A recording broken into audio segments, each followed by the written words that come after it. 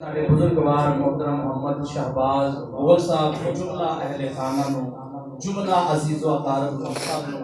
صبر جزیل عطا فرمائے۔ وقت دامن چ انتہائی قلت نظر آ رہی ہے، میں زیادہ دیر حال نہیں ہوں گا، میں اختر کا نظام میں موجود ہوں۔ قرآن مجید برہان رشید کے اندر رب ذوالجلال نے جگہ جگہ تے صبر کرنے والیاں دی تعریف بیان فرمایا۔ ایمان والے نہ گل فرمایا جیڑے میرے بندے میری دتی ہوئی آزمائش مال دی شکل ہوئے، جان دی شکل جو ہوئے، اولاد دی شکل جو ہوئے، فرمایا جیڑا میرا بندہ، توجہ ہے جی ذرا کہہ دے سبحان اللہ، سبحان اللہ دا بند جاری ہوئے گا تے نال شمارے بھی پڑے جان کے سبحان اللہ۔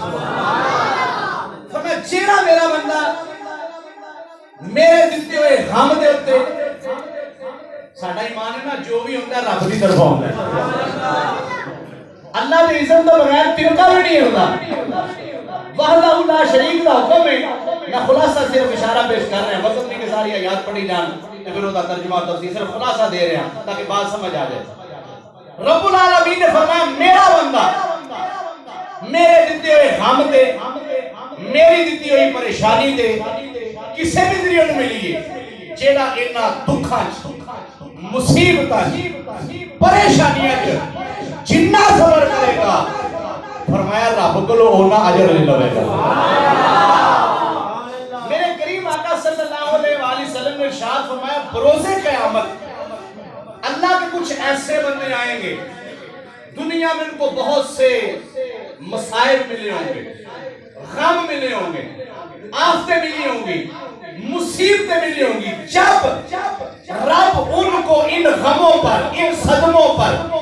ان آفتوں پر، آزمائشوں پر رب جب صلہ عطا فرمائے گا تو فرمایا دوسری طرف وہ لوگ ہوں گے کہ جن کو دنیا میں چین ملا تھا، دنیا میں سکون ملا تھا، سہولتیں ملی تھی، آرام ملا تھا، وہ جب دیکھیں گے کہ غم والوں کو، صدمے والوں کو، پریشانیوں والوں کو، آفتوں مصیبتوں والوں کو، آفات و بلیات والوں کو رب اتنا نواز رہا ہے، میرے آقا ارشاد فرماتے ہیں وہ دوسری طرف وہ لوگ ہوں گے کہ جن کو دنیا میں غم نہیں پہنچے، وہ جب اجر دیکھیں گے کہ مصیبتوں والوں کو، پریشانیوں والوں کو آج ہم اتنا نواز رہا ہے، تو وہ دوسرے لوگ کہیں گے کاش دنیا میں ہمارے بدن آروں سے چیرے جاتے، ہمیں ہمارے بدن اللہ کی آزمائش کے سبب ہمارا بدن ٹکڑے ٹکڑے کر دیا جاتا، کاش ہمیں بھی آج رب یہ اجر عطا فرماتا جو غم والوں کو، پریشانیوں والوں کو اللہ نے اجر عطا فرمایا۔ اس پر میں اختصار کے ساتھ چند الفاظ پیش کروں گا۔ رب العالمین نے ارشاد فرمایا اعوذ باللہ من الشیطان الرجیم بسم اللہ الرحمن الرحیم۔ اپنے نیک بندوں کی صفات کو رب ذوالجلال نے یہاں پر یوں متعارف فرمایا وَلَنَبْلُوَنَّكُمْ بِشَيْءٍ مِّنَ الْخَوْفِ وَالْجُوعِ وَنَقْصٍ مِّنَ الْأَمْوَالِ وَالْأَنفُسِ وَالثَّمَرَاتِ وَبَشِّرِ الصَّابِرِينَ۔ رب العالمین نے ارشاد فرمایا اور البتہ ہم ضرور تمہیں کچھ چیزوں سے آزمائیں گے۔ جب یہ آیت نازل ہوئی جمیع مفسرین کرام نے اس بات کو لکھا کہ حضور سے پوچھا گیا کہ سب سے بڑی آزمائش کس کی ہے؟ فرمایا الانبیاء، فرمایا دنیا میں سب سے زیادہ رب جن کو آزماتا تھا، آزمایا ہے، وہ اللہ کے نبی ہیں، اللہ کے، فرمایا پھر اس کے بعد صدیقین، شہداء، صالحین، نیکوکار، پھر جس قدر کسی کا ایمان ہوگا اللہ اس کے ایمان کے مطابق اس کی آزمائش کرے گا۔ اس آیت کے نزول میں اور دیگر مقام پر یہ حدیث موجود۔ میرے کریم آقا نے جب یہ آیت پڑھی تو صحابہ نے پوچھا، سرکار نے فرمایا سب سے بڑا آزمائش کا گروہ انبیاء کا ہے، پھر اس کے بعد درجہ بدرجہ جتنا کسی کا ایمان ہوتا ہے اللہ اس کو آزماتا ہے۔ تو اس پر میرے آقا نے جب یہ آیت پڑھی تو فرمایا اللہ تمہیں ضرور آزمائے گا، فرمایا تمہیں خوف دے کر، یعنی دشمن کا خوف ہو، وہ رزق کا کمی کی وجہ سے خوف ہو، کسی بھی لحاظ سے کوئی بھی بندہ مومن کو خوف پہنچا، کسی شکل میں پہنچا، تو فرمایا اس خوف سے بھی اللہ تمہیں آزمائے گا اگر تو خوف کی حالت میں ثابت قدم رہا اللہ تمہیں اس بار بھی اجر عطا فرمائے گا۔ پہلی آزمائش خوف کی وہ کسی لحاظ سے ہو۔ دوسرے نمبر پر فرمایا والجوع، بھوک دے کر، فقر دے کر، فاقہ دے کر، تنگ دستی دے کر، رزق میں اناج میں کمی کر کے۔ ہم تو کہتے ہیں نا ہمارے اوپر کسی نے جادو کر دیا، کسی نے کالا کر دیا تو کسی نے پیلا کر دیا۔ قرآن سے پوچھو جب رزق کی کمی آتی ہے تو رب کہتا ہے تمہارا جادو نہیں تم پر ہوا، کسی نے تم پر جادو نہیں کیا بلکہ اللہ تیرا امتحان لے رہا ہے۔ یعنی اپنے ذہن قرآن کے مطابق فٹ کرو کہ اللہ دا قرآن کی کہہ رہا ہے، رب دا قرآن کہہ رہے تھے کہ جادو کسے نہیں کیتا، اللہ تینوں آزما رہا ہے۔ جگہ جگہ دلان ہے جہدے واسطے رب چاہتا واللہ یرزق من یشاء بغیر حساب، اللہ جنوں چاہتا بے حساب رزق عطا فرماتا ہے۔ تو فرمایا والجوع، ہم تمہیں بھوک دے کر، فاقہ دے کر، فقر دے کر، تنگ دستی دے کر ہم تمہیں آزمائیں گے۔ تیسرے نمبر پر فرمایا تمہاری آزمائش کس سے ہوگی؟ من الاموال، تمہارے مالوں میں کمی کر کے، تمہاری دولت میں، تمہارے بینک بیلنس میں، تمہارے جمع شدہ پیسوں میں کمی کر کے، کسی آفت کی شکل میں، کسی مصیبت کی شکل میں یا کسی نیکی کے کاموں میں خرچ کروا کر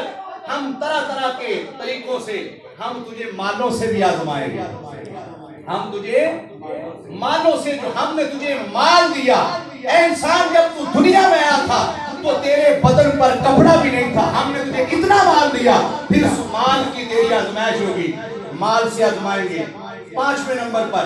والانفسی، فرمایا تمہاری جانوں سے ہم تمہیں آزمائیں گے، تمہاری جان کا امتحان لیں گے، وقت آیا تو تمہاری جان مانگیں گے، اگر تو نے ہمارے لیے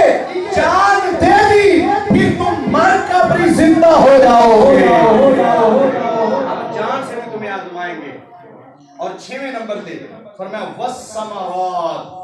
اور ہم پھلوں میں کمی کر کے، ہم پھلوں میں کمی کر کے تمہیں آزمائیں گے۔ اس نقطے پر میں آپ کو لانا چاہتا تھا جو اس آیت کو پڑھنے کا سبب تھا۔ حدیث شریف میں ہے کہ ایک تو جو شیر خاری کے ایام میں بچہ فوت ہوتا ہے اس کو بھی بندے کے دل کا حدیث میں پھل کہا گیا، اور بعض مفسرین کرام نے کہا کہ مطلقاً باپ اگرچہ 100 سال کا ہو اور اس کا بیٹا 60 سال کا ہو، 70 سال کا ہو، پھر بھی اس کے دل کا وہ پھل ہے، پھر بھی اس کے دل کا وہ پھل ہے۔ اور حدیث شریف میں جب کسی انسان کا بچہ فوت ہوتا ہے، وہ شیر خاری کے ایام میں ہو، جوانی میں ہو یا بڑھاپے میں ہو، ہے اس کے دل کا پھل، حدیث نے ہمیں بتایا۔ تو جب کسی انسان کا بچہ بیٹا فوت ہوتا ہے تو فرشتے روح قبض کر کے اللہ کے دربار میں جاتے ہیں، تو رب جاننے کے باوجود وہ علیم بذات صدور ہے، وہ فرشتوں سے پوچھتا ہے اے فرشتوں مجھے بتاؤ جب تم میرے بندے کے بچے کا بچہ فوت کر رہے تھے، اس پر جب میرے بندے کا بچہ فوت ہوا تو جب اس کے بدن سے روح نکلی اس وقت میرے بندے کی کیفیت کیا تھی جب اس کا بچہ فوت ہو رہا تھا؟ فرشتے کہتے ہیں بھائی بلا حمدک اللہ، وہ تیری حمد بیان کر رہا تھا، وہ تیری تسبیح، تیری تحلیل، تیرا ذکر، تیری تسبیح، تیرا نام لے رہا تھا، تیرا شکر ادا کر رہا تھا۔ میرے آقا ارشاد فرماتے ہیں رب فرشتوں کو حکم فرماتا ہے فرشتوں جلدی جاؤ جنت میں اور فوراً جا کر جنت میں بیت الحمد تیار کروا دو اور اوپر لکھ دو یہ حمد والا محل ہے، یہ اس بندے کا ہے جب اللہ کسی بندے کا بچہ فوت کرتا ہے تو وہ بندہ مجھ سے گلہ نہیں کرتا، وہ شکوہ نہیں کرتا، وہ شکایت نہیں کرتا، بلکہ میری حمد کرتا ہے، وہ اتنے بڑے غم میں میری حمد کرتا ہے، ہم اس کو جنت میں حمد والا محل عطا فرما دیتے ہیں۔ تو فرمایا من الثمرات،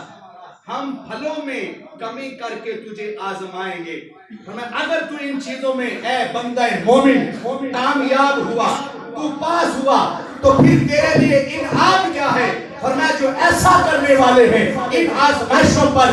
صبر کا دامن پکڑنے والے ہیں انہیں ملے گا کیا؟ فرمایا وَبَشِّرِ الصَّابِرِينَ،